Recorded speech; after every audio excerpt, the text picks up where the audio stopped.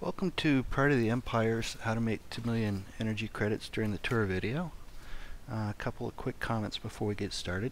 To use this information to the best of your ability, you need a fast maneuverable ship. The strategy that I'm going to cover here does only the most profitable parts of the tour. Then we drop the mission and repeat again over and over. And we use techniques like transwarp to mission and change instance to move around the map quickly. Here's the character that I'm using during this demonstration. The only thing really of interest here is that the driver coil is set at 9. That gives us a lot of speed to work with. Here's the ship. It has a very high inertia rating. You see it's at 70. It means it's very quick and maneuverable. I've got 2 RCS accelerators on it, which increase the maneuverability, and the Borg assimilated transwarp engines. Here on the map you see there's a bunch of little pieces. The first one, we go down to the Gamma Orionis and then continue down to PoE. Then we do a transwarp to mission to catch the 2 right sectors of the Omega Leonis block. Then we transwarp to the Eta Eridani block, pick off the 2 right sections of that one, do a jump using the change instance back to the middle, and then continue in a long straight line up into the Aurelius block. At the end, we transwarp back to Kronos using one of 2 techniques, and repeat this as many times as we can in an hour.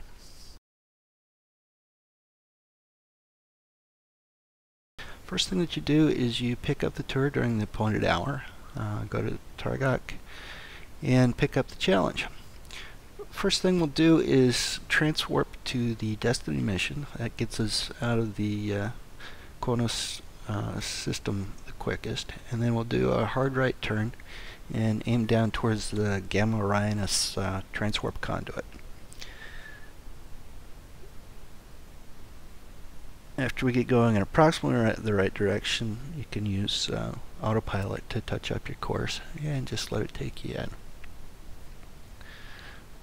One of the things to be careful of here is to make sure to hit the right button when you're going in and not do the join Omega Force button. Alright, so that'll take us to our next sector block. Here we'll turn right towards the middle of the system and then use autopilot once again to touch up our course. Hit the quantum slipstream drive as soon as the course kind of evens out and go very quickly towards the middle of the system.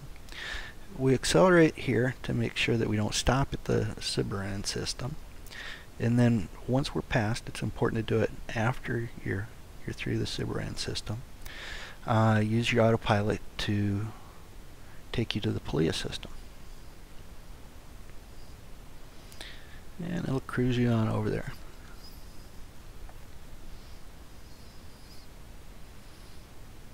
Okay. When we get into PoE, we're going to open up our journal with J and go into episodes and transwarp to the mission the Gates of Grathor. This costs 100 energy credits, but the nice thing is that it doesn't have any cooldown. So you can do this even when your transwarp is in cooldown. Only costs 100 energy credits. Once we land here, kind of veer to the right so that we're going in an east-west direction, and then move ahead. When we hit the next system, we're going to transwarp to another mission. The second star on the right, straight on till morning. So as soon as the little Quavat sector thing flies under the screen, boom, we're gone. That places in the middle of the next sector block. We're going to want to go east, and that involves some hard right turning. You'll see a mistake that I made here. I went a little bit too far north while I was doing this, and that got me into kind of a mess. My first officer wanted me to warp to the Regulus sector block, and I really didn't want to. So I had to cancel out and stop. But once we hit that far right sector, we use the change instance, and that's going to place us right back in the middle of the sector, pointing the other direction. Save us some time there. This is my favorite part of the lap here. We're going to have 30 seconds to just catch our breaths and not think about anything. So it's probably possible to make this part a little bit faster, especially if you have a fast slipstream cooldown. But I am not investigating that right now because I like this little pause. As soon as we get into the last sector here, our last sector block here, we're going to turn due north and lay on the speed. If the normal transwarp is available to you, if it's not in cooldown, then that's the fastest way to get back to Kronos and restart the process.